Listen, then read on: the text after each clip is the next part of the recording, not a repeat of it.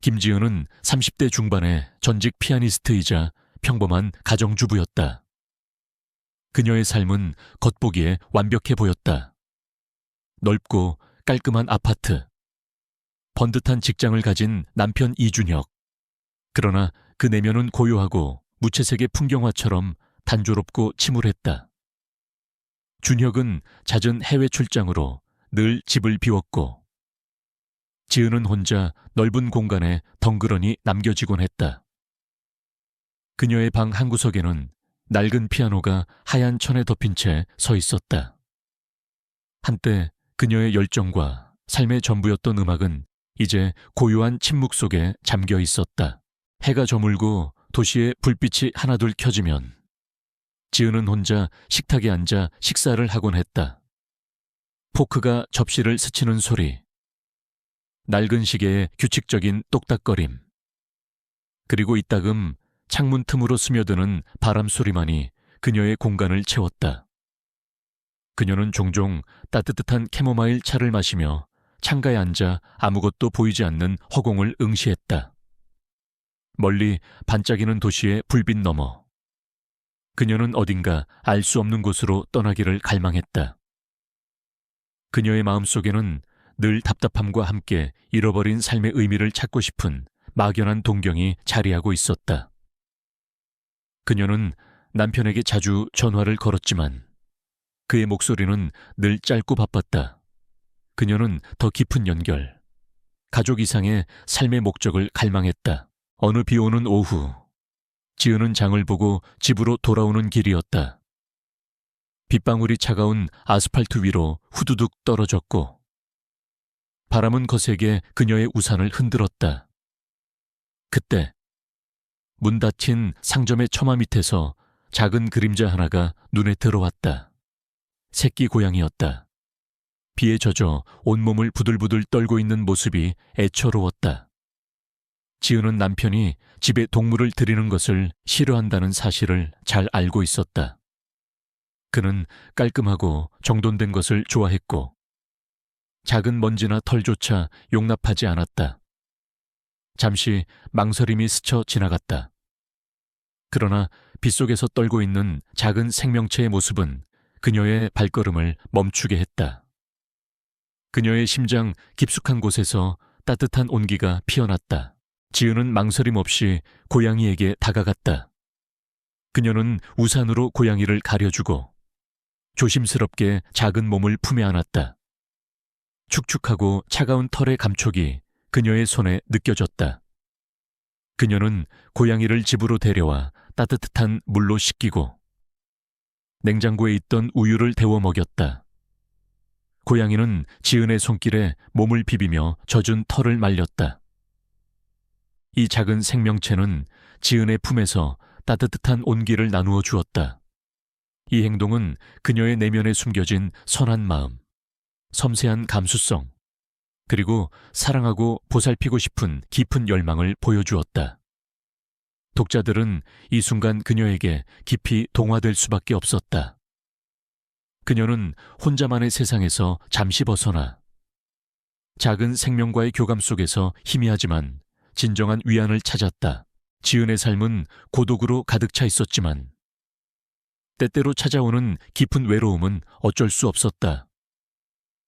그녀의 마음속에는 늘 설명할 수 없는 공허함이 자리하고 있었다. 특히 언제부터인가 그녀는 밤마다 알 수 없는 불길한 기운에 시달리곤 했다. 잠자리에 들면 그녀의 머릿속에 섬광처럼 강렬한 이미지가 스쳐 지나갔다. 어둡고 낯선 방, 낡고 삐걱거리는 마룻바닥, 그리고 누군가 흐느끼는 듯한 희미한 소리.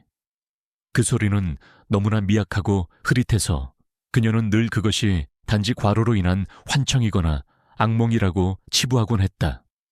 그러나 그 불쾌한 감각은 그녀의 신경을 갉아먹었고 그녀의 삶에 알 수 없는 불안감을 드리웠다. 그녀는 누구에게도 이 이야기를 하지 않았다. 남편에게 말해봤자 잠시 쉬어야 할 것 같다는 말만 들을 것이 뻔했다. 그녀는 그저 자신의 정신이 쇠약해졌다고 생각할 뿐이었다. 그녀가 아끼는 낡은 피아노는 돌아가신 아버지가 남겨주신 유일한 유품이었다.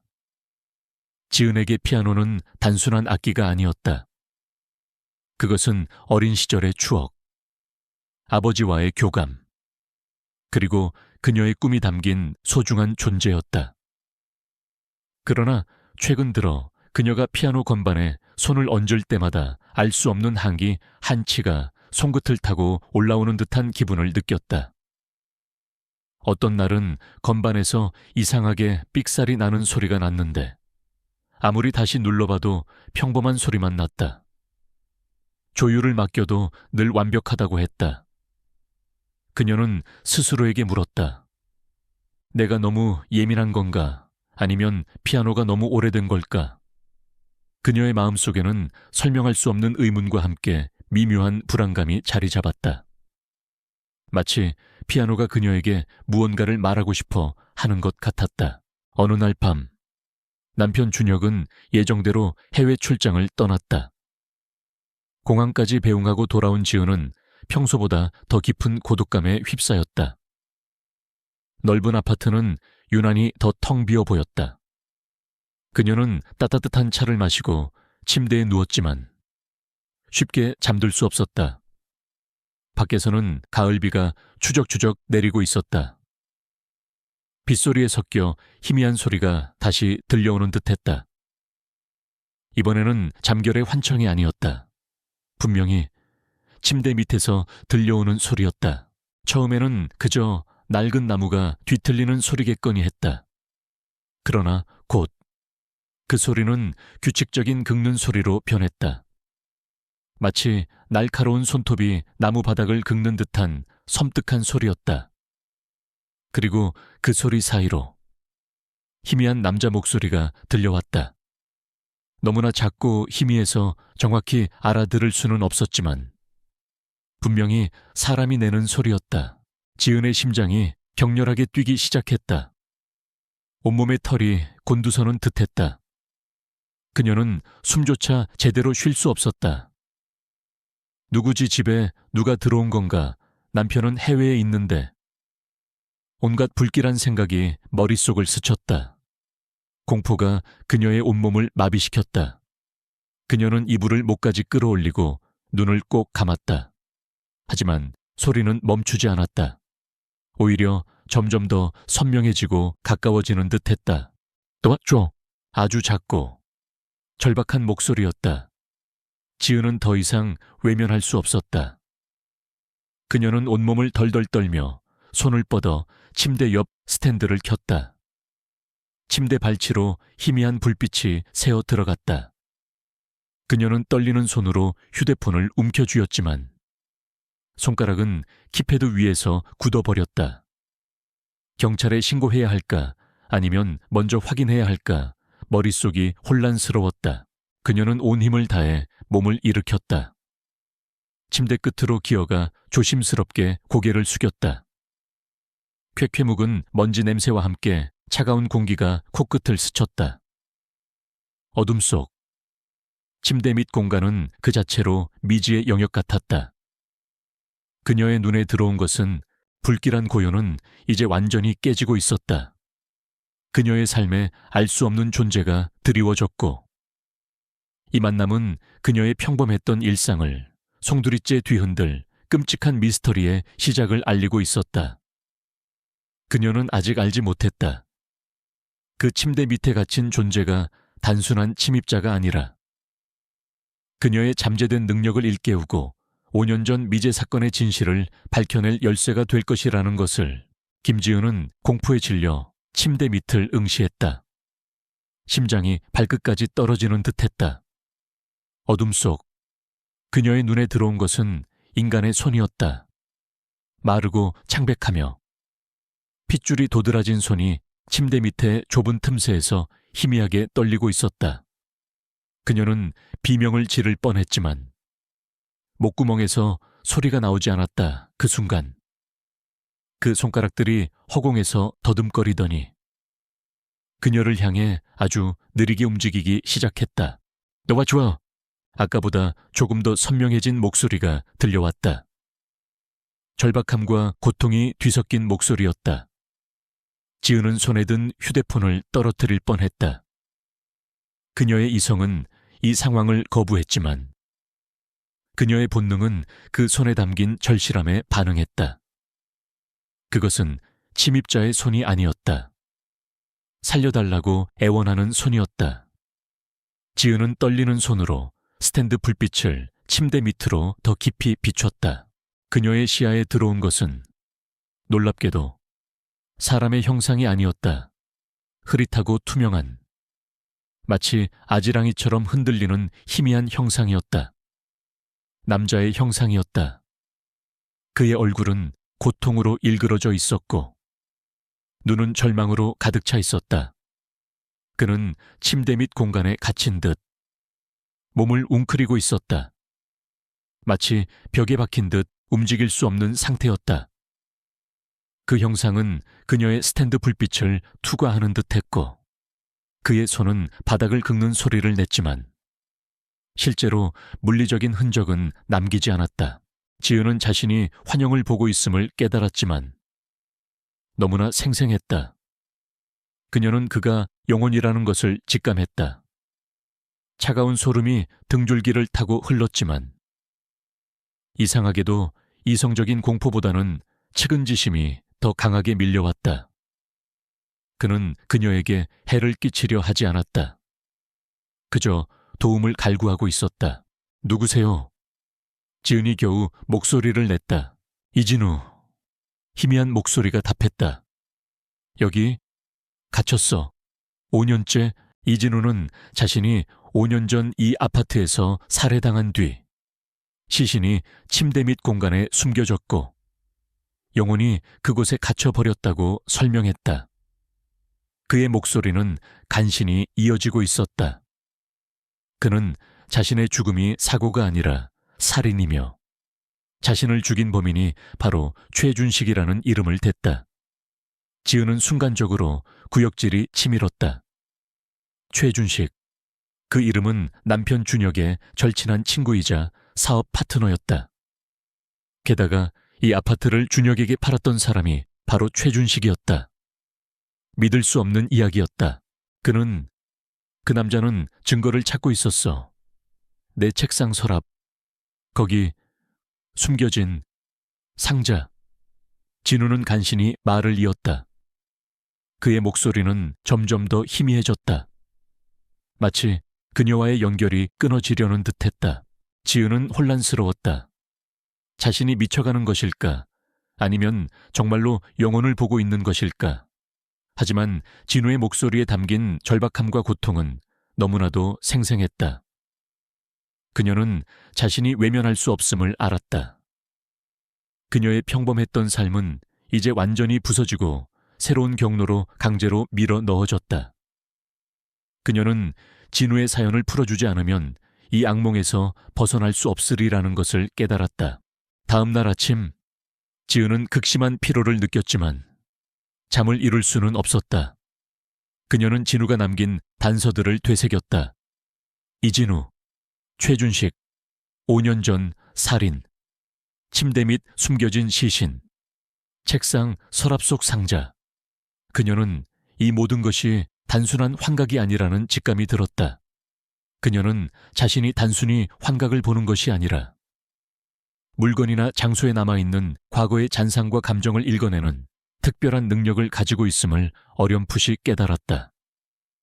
그녀의 등골에 끔찍한 전율이 흘렀다. 지은은 누구에게도 이 이야기를 할 수 없었다. 남편은 분명 그녀를 정신과에 보내려 할 터였다. 그녀는 유일하게 자신을 믿어줄 만한 사람을 떠올렸다. 오랜 친구이자 뛰어난 직관력을 가진 경찰 조사관인 한예림 한이린이었다. 예림은 30대 초반으로 과거에는 강력계에서 활약했지만 최근에는 복잡한 사건 이후 사이버 수사대로 옮겨 있었다. 그녀는 차분하고 이성적인 성격이었지만 비상식적인 상황에서도 진실을 꿰뚫어 보는 능력이 있었다. 지은은 예림에게 전화를 걸어 만나자고 했다. 평소와 달리 긴장한 지은의 목소리에 예림은 의아해했지만 이내 약속을 잡았다. 지은은 예림에게 직접 자신의 능력을 증명해야만 했다. 그녀는 이진우가 언급했던 책상 서랍 속 상자를 찾아야만 했다. 지은은 떨리는 마음으로 이진우가 살해당했다고 주장하는 바로 그 서재. 이제는 남편 준혁의 서재가 된 방으로 향했다. 방 안은 준혁의 취향에 맞게 깔끔하게 정돈되어 있었지만 지은에게는 묘한 한기가 느껴졌다. 그녀는 책상에 앉아 서랍을 열기 시작했다. 첫 번째 서랍은 평범한 서류들로 가득했다. 두 번째 서랍도 마찬가지였다. 세 번째 서랍을 열자 그녀의 손가락이 서랍 안쪽 깊숙이 있는 작은 나무 상자에 닿았다. 먼지가 쌓여 있었고 꽤 오래된 듯했다. 지은이 상자를 꺼내려 손을 뻗는 순간 차가운 공기가 그녀의 손을 감쌌다. 그녀의 머릿속에 섬광처럼 강렬한 이미지가 스쳐 지나갔다. 이진우의 마지막 순간이었다. 진우는 책상 앞에 앉아 무언가를 다급하게 기록하고 있었다. 그의 얼굴은 불안과 초조함으로 가득했다. 그는 이 상자를 서랍 깊숙이 숨기고 있었다. 그때 문이 벌컥 열리고 최준식이 들어섰다. 그의 얼굴은 분노로 일그러져 있었고 그의 손에는 날카로운 흉기가 들려 있었다. 진우는 비명을 지르며 상자를 움켜쥐었지만 최준식은 무자비하게 그를 공격했다. 진우는 쓰러졌고 최준식은 상자를 빼앗기 위해 필사적으로 몸부림쳤다. 그러나 진우는 마지막 힘을 다해 상자를 서랍 깊숙이 밀어넣고 쓰러졌다. 그리고 그의 눈에서 빛이 사라졌다. 지은은 자신이 본 끔찍한 진실에 구토를 참았다. 그녀는 상자를 놓칠 뻔했지만 겨우 붙잡았다. 손은 덜덜 떨렸고 얼굴은 새하얗게 질렸다. 이것은 단순한 환각이 아니었다. 생생하고 선명한 과거의 잔상이었다. 그녀는 자신이 물건이나 장소에 남아있는 과거의 잔상과 감정을 읽어내는 특별한 능력, 즉 사이코메트리, 피사이코메트리 능력을 가지고 있음을 깨달았다. 그녀의 등골에 끔찍한 전율이 흘렀다.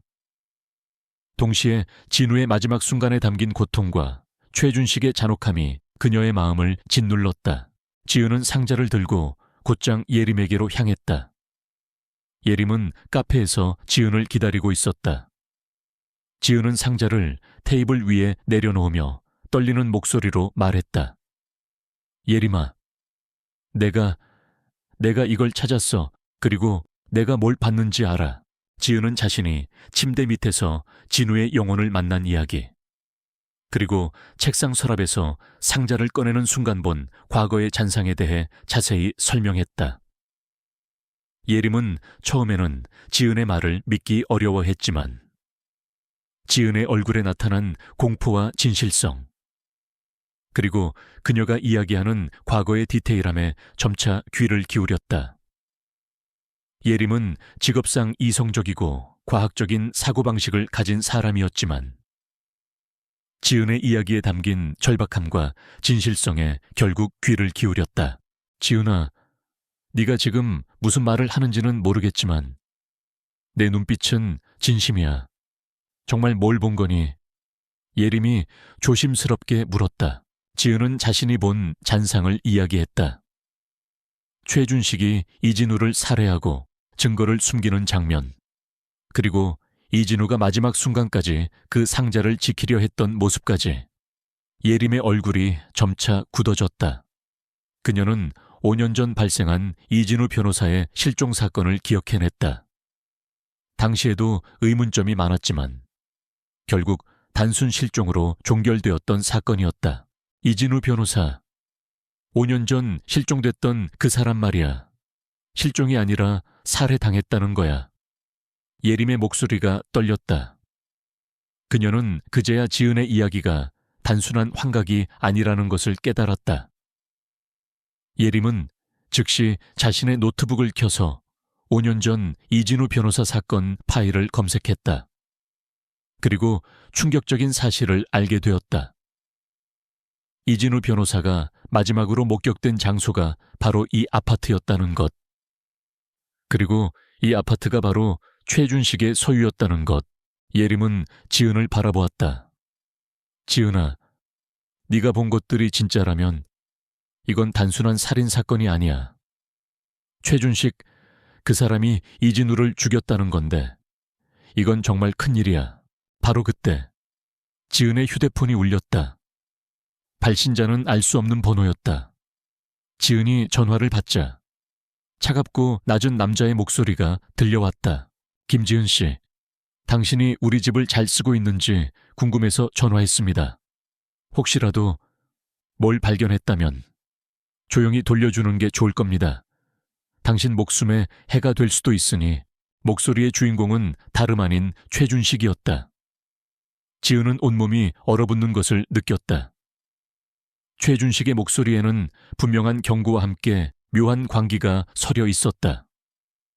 그는 지은이 무엇을 찾았는지 이미 알고 있었다. 지은은 전화를 끊고 떨리는 손으로 예림을 바라보았다. 예림아, 최준식, 그 사람이 나를 감시하고 있었어. 예림은 지은의 손을 잡으며 말했다. 지은아, 이제 우리는 이 사건을 피할 수 없어. 그가 이 차를 통해 널 감시하고 있었어. 그리고 그는 네가 뭘 찾았는지 이미 알고 있어. 지은은 다시 한번 자신이 미쳤다고 생각하려 했지만 이내 그럴 수 없음을 알았다. 이 감각은 너무나도 생생하고 현실적이었다. 이진우의 실종, 최준식의 경고, 그리고 자신의 특별한 능력까지. 지은은 이제 이 모든 것이 시작에 불과하다는 것을 알았다. 어두운 그림자가 그녀의 삶에 드리워졌지만 동시에 그녀의 내면에 잠자고 있던 용기가 깨어나기 시작했다. 그녀는 이 진실을 밝혀내야만 했다. 이진우의 영혼이 그녀에게 도움을 요청하고 있었다. 그녀는 예림과 함께 미제 사건의 진실을 파헤치고 5년 전 그날 밤 침대 밑에서 무슨 일이 있었는지 밝혀내기로 결심했다. 그들의 여정은 이제 막 시작된 것이었다. 김지은의 삶은 이제 돌이킬 수 없는 강을 건넌 듯했다.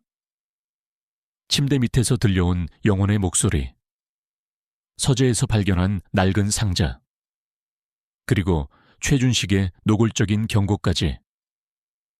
이 모든 것이 그녀를 5년 전 미제 실종 사건의 심장부로 끌어당기고 있었다.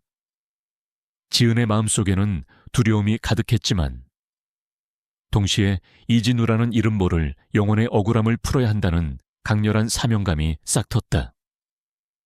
그녀는 이제 아파트의 침대 밑과 서재를 통해 진우의 마지막 목소리를 듣는 유일한 존재가 되었다.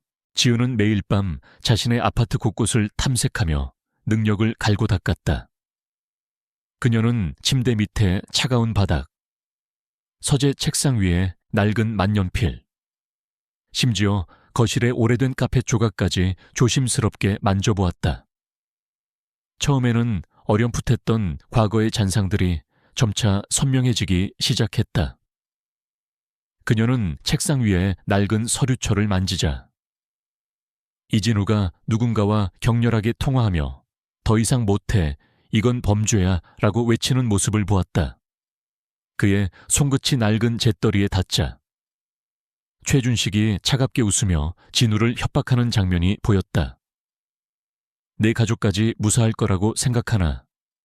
지은은 자신이 단순히 환영을 보는 것이 아니라 물건에 담긴 희생자의 고통과 가해자의 잔혹한 의도를 생생하게 느끼고 있다는 것을 깨달았다.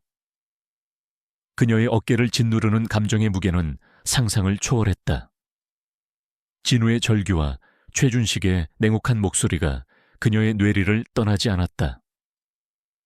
그녀의 손목에 있는 희미한 흉터는 과거의 알 수 없는 트라우마를 상징했지만 이제는 그녀의 능력이 발현될 때마다 욱신거리는 듯했다. 한예림은 지은의 든든한 조력자였다. 그녀는 지은이 가져온 모든 증거물들을 철저하게 분석했다. 특히 지은이 서재에서 찾은 낡은 상자 안에는 이진우 변호사의 것으로 보이는 일기장과 함께 암호화된 파일이 담긴 오래된 USB가 들어있었다. 예림은 능숙하게 USB를 해독했고 그 안에서 최준식이 연루된 대규모 불법 자금 세탁 및 비자금 조성에 대한 상세한 기록을 찾아냈다. 이진우가 살해된 날짜와 시간, 그리고 최준식의 재정거래 기록이 일치하는 부분까지 발견했다. 그녀의 법의학적 지식과 뛰어난 분석력은 지은의 직관적인 능력을 뒷받침하는 강력한 무기가 되었다. 예림은 이 모든 정보를 경찰 내부에 은밀히 흘리기 시작했지만 최준식의 영향력은 예상보다 훨씬 막강했다. 그들이 조사를 진행할수록 최준식의 방해는 더욱 노골적으로 시작되었다. 그는 준혁에게 전화를 걸어 지은이가 요즘 이상하다, 혼자 중얼거리고 낡은 물건들을 만지작거린다더라, 혹시 정신적으로 문제가 있는 건 아닐까 라며 지은에 대한 허위 사실을 흘렸다. 준혁은 최준식의 말을 듣고 지은을 걱정하기 시작했지만 동시에 그의 말을 곧이곧대로 믿는 경향이 있었다. 준혁은 지은에게 여보, 요즘 좀 쉬어야 할 것 같아. 신경이 너무 예민해진 것 같은데 라며 병원에 가볼 것을 권유했고 이로 인해 지은은 남편과의 관계에서 더 큰 고립감을 느꼈다.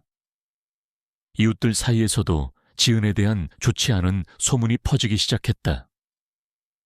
일부 이웃들은 그녀를 이상한 눈으로 바라보았고 심지어 노골적으로 그녀를 피하기도 했다.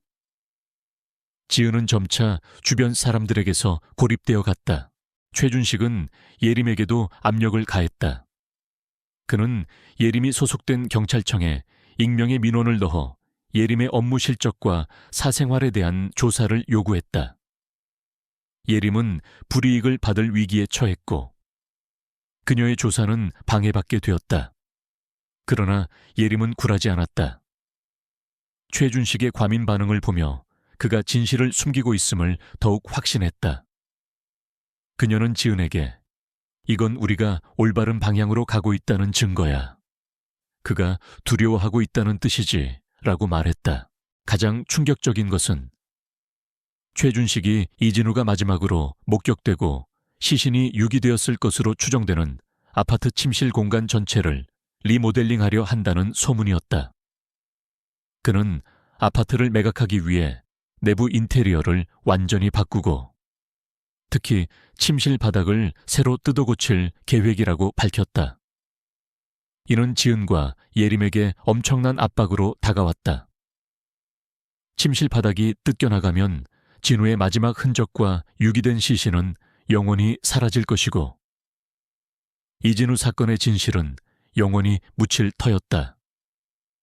최준식은 언론을 이용해 자신을 성공적인 부동산 사업가로 포장하며 모든 정보를 통제하려 했다.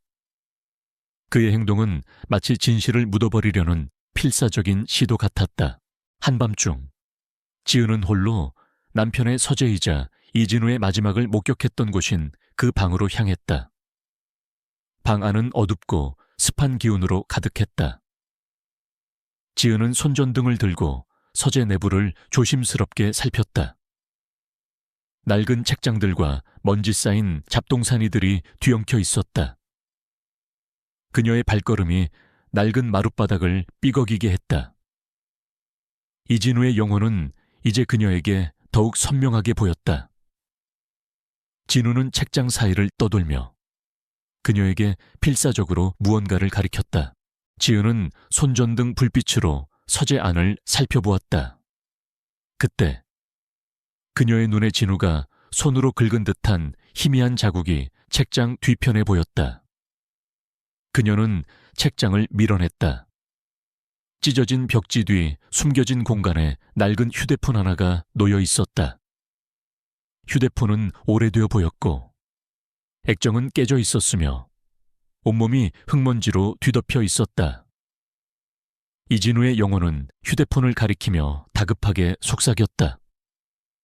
네, 목소리 거기 있어. 그날 밤 녹음했어. 지은은 휴대폰을 조심스럽게 집어들었다.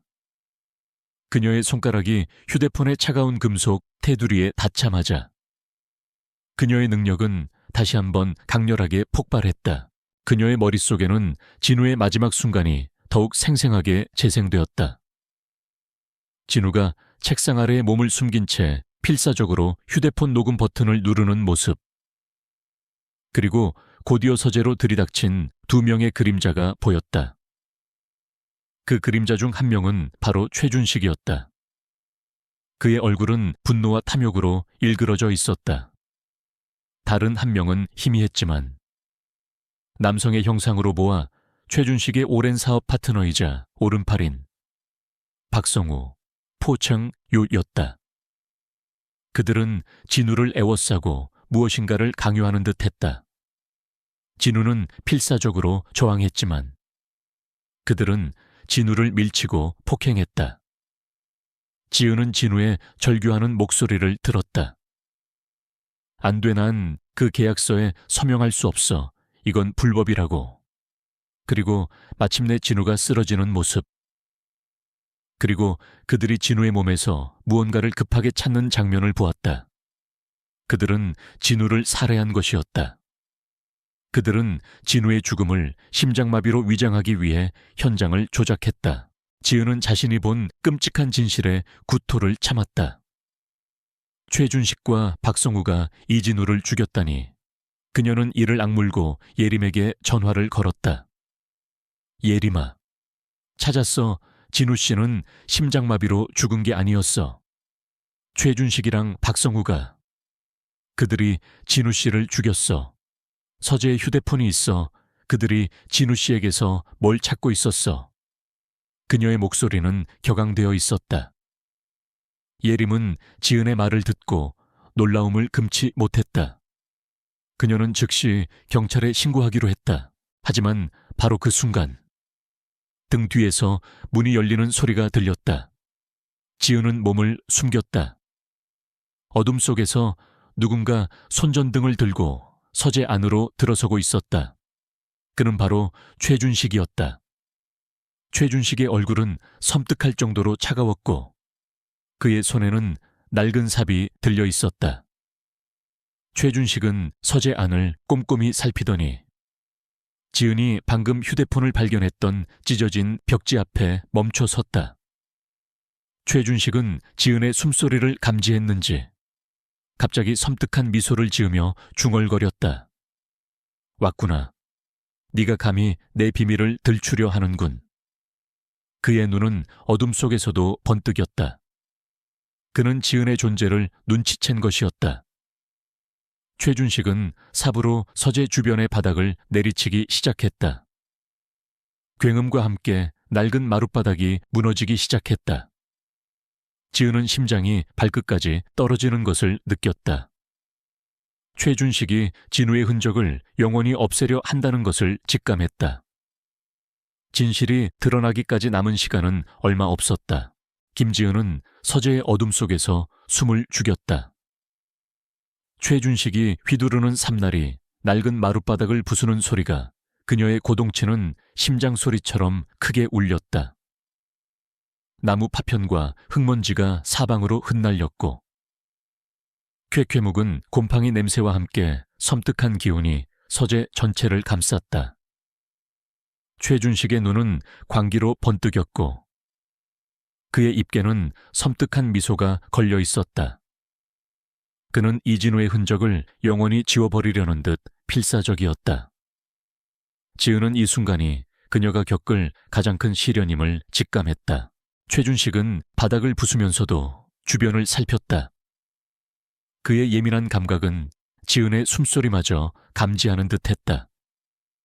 그는 삽질을 멈추고 서재 안을 휘둘러 보았다. 어디 숨었는지 다 알아. 김지은, 네가 감히 날 비밀을 들추려 해 대가를 치르게 될 거다. 그의 목소리는 낮게 으르렁거렸지만 그 안에는 잔혹한 위협이 담겨 있었다. 지은은 몸을 웅크린 채 최대한 움직임을 자제했다. 그러나 그녀의 심장은 격렬하게 뛰었고 식은땀이 등줄기를 타고 흘러내렸다. 지은은 자신이 고립되었음을 절실히 느꼈다. 한예림은 경찰에 신고했지만 경찰이 도착하기까지는 시간이 필요했다. 최준식은 지역 유지로서 막강한 영향력을 가지고 있었고 그를 의심하는 사람은 거의 없었다. 언론은 최준식의 편에 서서 지은을 정신 이상자로 몰아갔고 동네 주민들은 그녀를 피했다. 남편 준영마저 최준식의 이간질에 넘어가 그녀를 의심하고 있었다. 그녀는 모든 것을 잃을 위기에 처했다. 그녀의 옆에는 아무도 없었다. 그녀는 오직 자신의 특별한 능력과 이진우의 영혼에 대한 약속만을 믿을 수 있었다. 서재의 낡은 마룻바닥은 최준식의 삽질에 조금씩 무너져 내렸다. 나무 파편들이 사방으로 튀었고 바닥 아래의 흙이 드러나기 시작했다. 지은은 이진우의 영혼이 그 바닥 아래에 묻혀 있다는 것을 직감했다. 그녀는 휴대폰을 꽉 움켜쥐었다. 이것이 진우의 마지막 흔적을 보존할 유일한 기회였다. 그녀는 자신의 능력을 최대한으로 끌어올렸다. 그녀의 손목에 있는 희미한 흉터가 격렬하게 욱신거렸다. 흉터는 마치 살아있는 것처럼 붉게 달아올랐고 그녀의 팔 전체로 뜨거운 기운이 퍼져나가는 듯했다. 그 순간 지은의 눈앞에 이진우의 영혼이 더욱 선명하게 나타났다. 진우는 낡은 바닥 앞에서 몸을 웅크린 채 떨고 있었다. 그는 지은에게 애타게 손짓하며 바닥이 완전히 무너지기 전에 자신을 구해달라는 듯 간절한 눈빛을 보냈다. 진우의 몸에서 뿜어져 나오는 절망과 공포의 감정이 지은의 심장을 강하게 압박했다. 그녀는 더 이상 지체할 수 없었다. 시간이 없었다. 최준식은 바닥의 마지막 부분을 무너뜨리려 하고 있었다. 지은은 결심했다. 그녀는 몸을 숨기고 있던 곳에서 뛰쳐나왔다. 최준식은 지은의 갑작스러운 출현에 당황했지만 이내 얼굴에 잔혹한 미소를 띄었다. 겨우 기어 나오는군.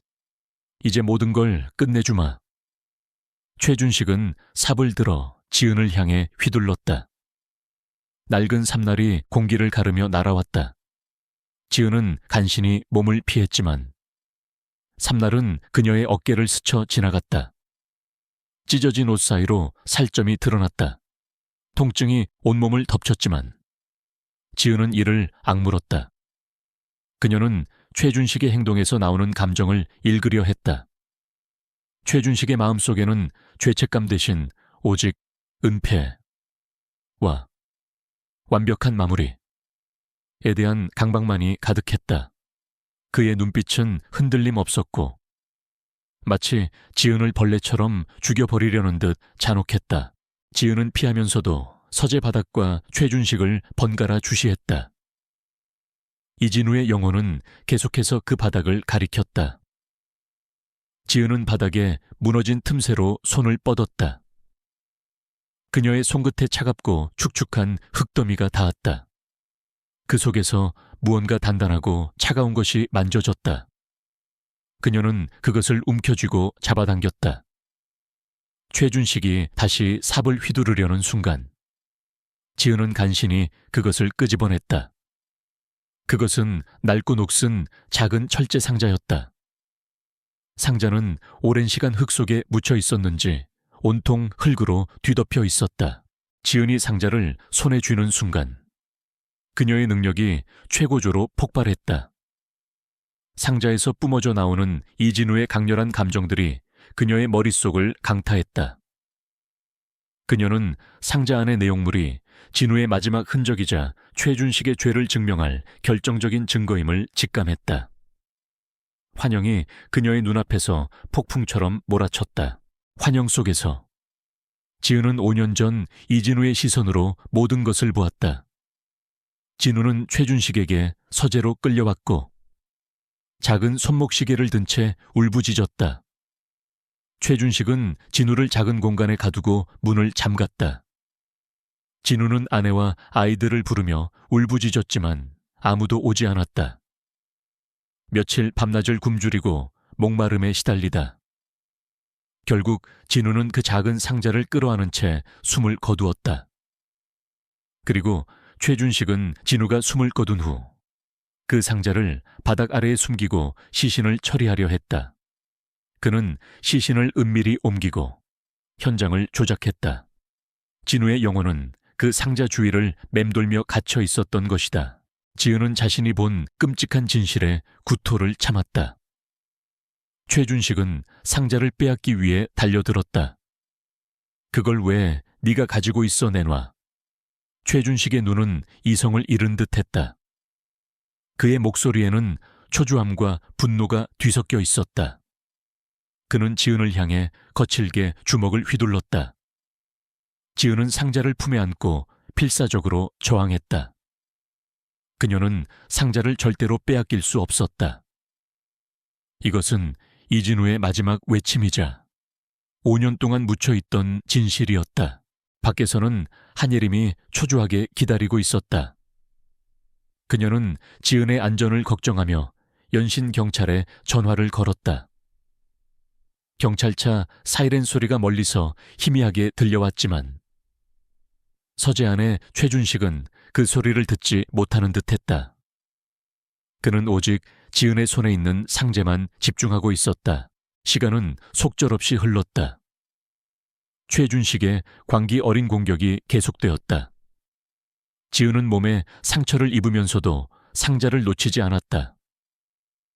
그녀의 손목 흉터는 이제 끔찍한 고통으로 타오르고 있었다. 하지만 그녀는 그 고통을 통해 이진우의 영혼이 자신에게 힘을 불어넣고 있음을 느꼈다. 이진우의 영혼은 이제 지은의 몸 주위를 맴돌며 최준식을 향해 비명을 지르는 듯했다. 최준식은 알 수 없는 압력에 순간 움찔했다. 경찰이다, 움직이지 마. 바로 그때 경찰관들이 서재 문을 열고 들이닥쳤다. 사이렌 소리가 아파트 전체를 뒤흔들었다. 최준식은 놀란 눈으로 경찰들을 바라보았다. 그의 얼굴에는 당황스러움과 함께 절망감이 스쳐 지나갔다. 그는 곧장 경찰들에게 제압당했다. 지은은 상자를 든 채 벽에 기대어 거친 숨을 몰아쉬었다. 그녀의 몸은 상처투성이었지만 그녀의 눈빛은 흔들림 없었다. 그녀는 마침내 진실을 손에 넣었다. 5년 전 사라진 한 사람의 억울한 한을 풀어줄 수 있는 결정적인 증거를 김지은은 축축한 서재 바닥에 기대어 거친 숨을 몰아쉬었다. 낡은 철제 상자는 여전히 그녀의 손에 단단히 쥐어 있었고 5년 묵은 비밀의 무게가 고스란히 느껴졌다. 멀리서 울려 퍼지는 경찰차 사이렌 소리는 낡은 아파트 전체를 감싸고 있던 정적과 공포를 갈랐다. 최준식은 경악으로 새하얗게 질린 얼굴로 경찰에게 제압당했다. 그의 눈에는 여전히 광기와 원한이 서려 있었지만 이제는 무력감만이 지배하고 있었다. 지은은 그를 바라보며 기묘한 해방감을 느꼈다. 마침내 진실이 드러난 것이다.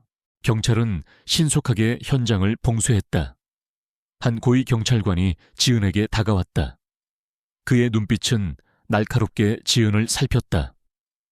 김지은 씨, 맞습니까? 괜찮으세요? 여기서 무슨 일이 있었던 거죠? 지은은 긴장으로 목이 메인 차에 고개를 끄덕였다. 저는 괜찮습니다. 모든 것이 이 상자 안에 있습니다. 그리고 저 바닥 저곳에 진실이 숨겨져 있었습니다. 그녀는 철제 상자를 경찰관에게 건넸다. 이것이 증거입니다. 이진우 씨에 대한 것, 그리고 최준식의 죄에 대한 것. 경찰관은 상자를 받아들었지만 그의 눈에는 의심이 스쳤다. 어떻게 낡은 상자가 5년 전 사건의 비밀을 담고 있을 수 있단 말인가? 그러나 지은의 눈에 담긴 확신과 최준식이 체포되는 광경을 본 그는 일단 지은의 말을 믿어보기로 했다. 한예림이 걱정스러운 얼굴로 서재로 뛰어 내려왔다.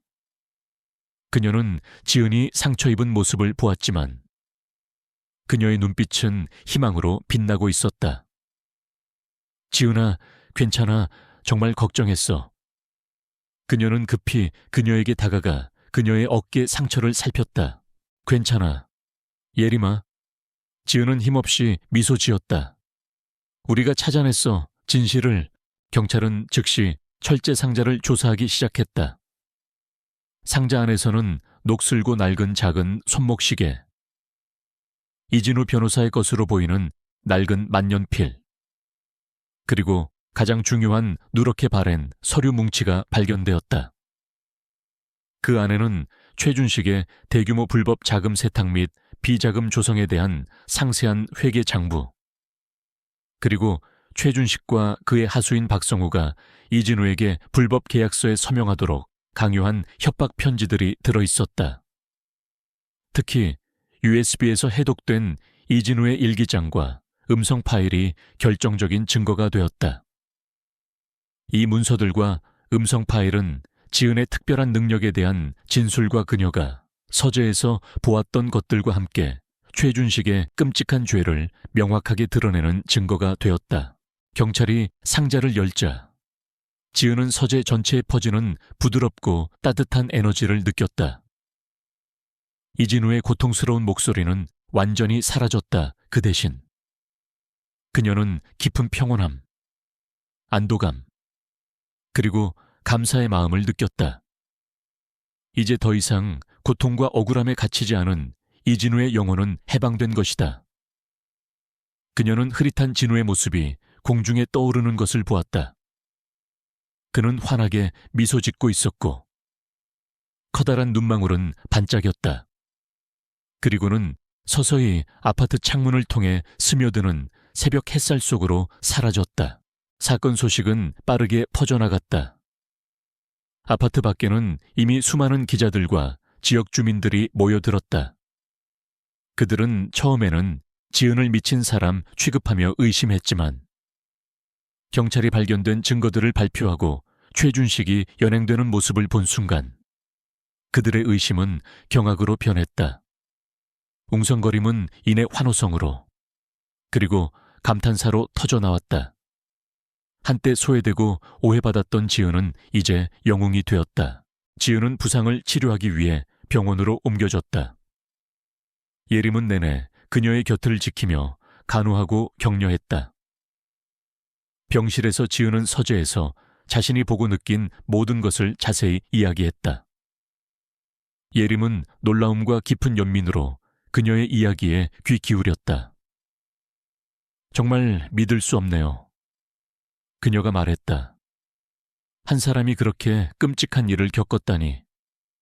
그리고 지은아, 내만이 그 영혼의 목소리를 들을 수 있었던 유일한 사람이었어. 지은은 창밖으로 쏟아지는 아침 햇살을 바라보았다. 저는 제 삶의 목적을 찾은 것 같아요. 예림아, 이 능력은 저주가 아니었어요. 선물이었죠. 갇혀있는 영혼들. 자신의 목소리를 낼 수 없는 이들을 도울 수 있는 선물 말이에요. 최준식 사건은 사회에 큰 파장을 일으켰다. 한때 성공하고 존경받던 사업가였던 최준식의 진짜 얼굴이 드러났다. 그는 살인, 불법 자금 세탁, 증거 인멸 시도, 그리고 사법 방해 혐의로 기소되었다. 그는 마땅한 형벌을 선고받았고 사회의 비난을 한몸에 받았다. 그의 모든 부당하게 축적된 재산은 몰수되어 피해자들을 위한 보상금으로 사용되거나 사회 정의를 위한 기금으로 환원되었다. 그의 하수인 박성우 역시 체포되어 적절한 처벌을 받았다. 이진우 변호사에 대한 진실은 명백히 밝혀졌다. 그의 영혼은 5년간의 고통과 억울함 끝에 비로소 평화를 찾았다. 그의 목소리는 멈췄지만 그 여운은 김지은의 삶을 영원히 바꿔놓았다. 그녀는 더 이상 알 수 없는 울음소리에 시달리는 고독한 가정주부가 아니었다. 그녀는 자신의 두려움을 극복하고 억울한 영혼에게 정의를 가져다 준 강하고 용감한 여자가 되었다. 그녀의 삶은 이제부터 더 이상 흑백 영화가 아니라 희망과 의미의 밝은 색채로 가득할 것이었다. 한편 지은의 남편 준혁은 최준식의 체포 소식을 듣고 큰 충격에 빠졌다. 그는 최준식이 자신의 가장 친한 친구이자 사업 파트너였다는 사실에 깊은 배신감을 느꼈다. 무엇보다 아내 지은이 겪었을 고통과 그녀를 의심했던 자신의 행동에 대한 죄책감이 그를 짓눌렀다. 그는 지은에게 달려와 무릎을 꿇고 진심으로 사과했다. 여보, 미안해. 내가 당신을 믿지 못했어. 정말 미안해. 준혁의 얼굴은 후회와 슬픔으로 얼룩져 있었다. 지은은 그런 남편을 말없이 안아주었다. 그녀는 그의 진심을 느낄 수 있었다. 이 사건은 그들의 결혼 생활에도 큰 변화를 가져왔다. 준혁은 지은의 능력을 이해하고 전적으로 지지하게 되었으며 그녀의 새로운 삶의 목적을 함께하기로 결심했다. 그들의 관계는 이제 단순히 부부가 아니라 서로를 이해하고 지탱하는 진정한 동반자로 거듭났다. 김지은은 병실 창밖으로 쏟아지는 햇살을 바라보았다. 그녀의 어깨는 아직 욱신거렸지만 마음속을 짓눌렀던 거대한 짐은 사라진 지 오래였다. 최준식은 구속되었고 이진우의 비극적인 진실은 5년 만에 마침내 세상에 드러났다. 그녀의 특별한 능력은 더 이상 고통의 원인이 아니라 억울한 영혼의 목소리를 듣고 정의를 실현하는 도구가 되었다. 며칠 후 이진우 변호사 사건은 언론을 통해 대서특필되었다. 5년 만에 드러난 침대 밑의 비밀, 영혼의 울음, 진실을 밝히다와 같은 자극적인 헤드라인이 신문 한 면을 장식했다. 최준식은 이진우를 살해하고 증거를 인멸한 혐의, 대규모 불법 자금 세탁 및 비자금 조성, 그리고 사법방해 혐의로 기소되었다. 지은이 발견한 철제 상자 속 증거물들, 즉 이진우의 일기장, 불법 계약서, 그리고 숨겨진 USB에 담긴 음성 파일 등은 최준식의 잔혹한 범죄를 입증하는 명백한 증거가 되었다. 특히 지은의 영혼의 잔상과 감정을 읽어내는 능력이 수사 과정에서 중요한 역할을 했음이 밝혀지면서 대중의 관심이 폭발했다. 처음에는 그녀를 미친 사람 취급했던 대중은 이제 그녀를 진실을 밝혀낸 특별한 해결사로 추앙했다. 최준식은 결국 중형을 선고받았고 그의 부당하게 축적된 모든 재산은 몰수되어 사회 정의를 위한 기금으로 환원되었다. 이로써 5년 묵은 이진우의 한은 비로소 풀렸고 정의는 비록 오랜 시간이 걸렸지만 마침내 빛을 보았다. 이 사건을 계기로 김지은의 삶은 완전히 새로운 국면을 맞았다.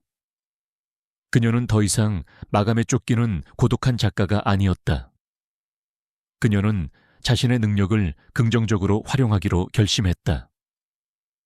경찰청은 지은의 특별한 능력에 주목하여 그녀에게 미제 영혼 관련 사건 특별 자문위원 직책을 제안했다. 이는 공식적으로 그녀의 능력을 인정하고 그녀가 경찰 수사에 기여할 수 있는 기회를 제공하는 것이었다. 그녀는 이 제안을 기꺼이 받아들였다. 한예림 연구가 역시 지은의 든든한 조력자이자 가장 신뢰하는 동료가 되었다. 그녀는 이진우 사건 이후 언론의 주목을 받으며 독립연구가이자 미제 사건 전문가로서 더욱 활발히 활동하게 되었다. 단순히 과거를 기록하는 것을 넘어 진정으로 도움이 필요한 억울한 이들을 위해 자신의 지식과 경험을 사용하기로 결심했다. 특히 그녀는 피해 영혼 및 미제 사건 해결 전문가로 거듭났다. 그녀의 깊은 통찰력과 지은의 특별한 능력은 시너지를 발휘하여 많은 억울한 사연들의 진실을 밝히고 새로운 삶을 살 수 있도록 돕는 데 기여했다. 그들은 함께 길어버린 기억재단이라는 비영리 재단을 설립했고, 이 기금은 과거의 미제 사건들을 재조사하고 그들의 명예를 회복하며 비슷한 피해가 재발하지 않도록 사회적 인식 개선 프로그램을 운영하는 데 사용되었다. 몇 달 후, 지은은 사건의 잔상이 남아있는 낡은 아파트를 떠나 새로운 보금자리로 이사했다. 새 집은 이전에 어둡고 고독했던 공간과는 달리 햇살이 잘 드는 아늑한 곳이었다. 그녀의 방 한쪽 벽에는 그녀가 이진우에게서 얻은 유일한 흔적인 그가 남긴 낡은 만년필이 액자에 담겨 걸려 있었다. 만년필은 더 이상 슬퍼 보이지 않았다. 희미하게 빛나는 그것은 지은에게 평화와 안도감을 주었다. 그녀는 더 이상 밤마다 영혼의 울음소리에 시달리지 않았다. 그녀의 삶에는 진정한 평온이 찾아왔다. 남편 이준혁은 지은에게 진심으로 사과하고 지난날의 자신의 불신을 깊이 반성했다. 그는 최준식과의 관계를 완전히 끊어내고 지은의 곁에서 그녀의 새로운 삶을 지지하기 시작했다. 그는 아내의 특별한 능력을 이해하고 존중하게 되었으며 그녀가 영혼의 목소리를 듣는다는 사실을 더 이상 두려워하지 않았다. 오히려 그녀의 조력자로서 재단 설립에도 적극적으로 참여하며 그녀의 든든한 버팀목이 되어주었다. 그들의 결혼 생활은 더욱 깊고 단단해졌다. 어느 날 오후, 지은과 예림은 재단 사무실에서 함께 새로운 사건 파일들을 검토하고 있었다. 지은 씨, 예림이 말했다. 이 사건은 10년 전 발생한 실종 사건인데 마지막으로 목격된 장소가 오래된 폐공장이래요. 딱 지은 씨의 능력이 필요할 것 같아요. 지은은 파일을 들여다보며 고개를 끄덕였다. 그녀의 눈빛은 흔들림 없었고 그녀의 얼굴에는 희미한 미소가 걸려 있었다. 그녀는 더 이상 자신의 능력을 두려워하지 않았다. 오히려 그것을 통해 세상을 돕는 것에 보람을 느꼈다. 예림아, 지은이 나직이 말했다. 나는 한때 제 능력이 나에게 주어진 저주라고 생각했어요. 과거의 고통을 잊지 못하게 하는 끔찍한 흉터처럼요. 그녀는 자신의 손목에 있는 희미한 흉터를 만졌다. 하지만 이제는 알아요. 이 능력이 나를, 그리고 이진우 씨를 구원했다는 것을요. 그리고 이 능력이 앞으로 얼마나 많은 억울한 영혼들을 구원할 수 있을지 기대돼요. 예림은 따뜻하게 미소 지었다. 지은 씨의 능력이 아니었다면 이진우 씨의 진실은 영원히 묻혔을 거예요. 그리고 우리 사회는 최준식 같은 자들이 활개치는 것을 막지 못했을 겁니다. 당신은 정말 대단한 일을 해냈어요. 그들은 함께 창밖을 바라보았다. 이진우 변호사가 살해당했던 그 아파트는 최준식의 소유에서 벗어나 새로운 주인을 맞이했지만 여전히 사람들의 기억 속에 진실이 밝혀진 상징적인 장소로 남아 있었다. 이제 그곳은 더 이상 공포의 장소가 아니었다. 한때 두려움의 상징이었던 그곳은 이제 치유와 희망의 공간으로 변모하고 있었다. 지은은 자신의 삶이 진정한 목적을 찾았음을 느꼈다. 그녀는 이제 고독한 가정주부가 아니었다. 그녀는 진실을 밝히는 탐정이었고 억울한 영혼들의 목소리였으며 정의를 향해 나아가는 용기 있는 사람이었다. 그녀의 삶은 이진우 변호사의 잔혹한 비밀을 통해 완전히 뒤바뀌었다. 그것은 고통스러웠지만 결국 그녀를 더 강하고 의미 있는 존재로 만들었다. 그녀의 손목 흉터는 여전히 그곳에 있었지만 더 이상 아픔의 상징이 아니었다. 그것은 그녀가 겪어낸 모든 역경과 그 속에서 피어난 강인한 생명력을 상징하는 영광의 흔적처럼 느껴졌다. 그녀는 자신의 능력을 긍정적으로 활용하는 삶을 살게 되었음을 깨달았다. 새로운 평온과 함께 그녀의 삶은 치유의 길로 접어들고 있었다. 시간은 흐르고 깊었던 상처는 아물었다. 김지은의 아파트 베란다에는 이제 생기 넘치는 화분들이 만발했고, 그녀의 낡은 책상 위에는 이제는 희망의 상징이 된 빛바랜 사진첩이 놓여 있었다. 최준식의 손에 찢겨 너덜너덜해졌던 그 사진첩은 더 이상 공포의 대상이 아니었다. 지은은 더 이상 과거의 그림자에 갇혀있지 않았다. 그녀의 눈빛은 흔들림 없는 단단함과 따뜻한 사랑으로 빛났다. 그녀는 자신과 이진우, 그리고 최준식 사건이 다른 억울한 이들에게는 반복되지 않기를 바라는 마음으로 사법정의 실현을 위한 운동가로서의 삶을 시작했다. 그녀는 최준식의 잔혹한 범죄와 이진우 영혼의 용감한 증언을 바탕으로 침대 밑의 목소리, 5년의 침묵을 깬 영혼의 외침 이라는 제목의 책을 출판했다. 책은 지은이 잃어버린 진실을 찾아 고군분투했던 여정과 그 과정에서 겪었던 절망과 희망, 그리고 결국에는 자신의 특별한 능력을 통해 모든 역경을 이겨낸 이야기가 담겨 있었다. 책은 수많은 독자들에게 깊은 감동을 주었고, 사법 정의와 아동 인권 문제에 대한 사회적 관심을 다시금 불러일으켰다. 한예림 연구가 역시 지은의 든든한 조력자로 남았다. 그녀는 이진우 사건 이후 언론의 주목을 받으며 독립연구가이자 미제 사건 전문가로서 더욱 활발히 활동하게 되었다. 단순히 과거를 기록하는 것을 넘어 진정으로 도움이 필요한 억울한 이들을 위해 자신의 지식과 경험을 사용하기로 결심했다. 특히 그녀는 피해 영혼 및 미제 사건 해결 전문가로 거듭났다. 그녀의 깊은 통찰력과 지은의 특별한 능력은 시너지를 발휘하여 많은 억울한 사연들의 진실을 밝히고 새로운 삶을 살 수 있도록 돕는 데 기여했다.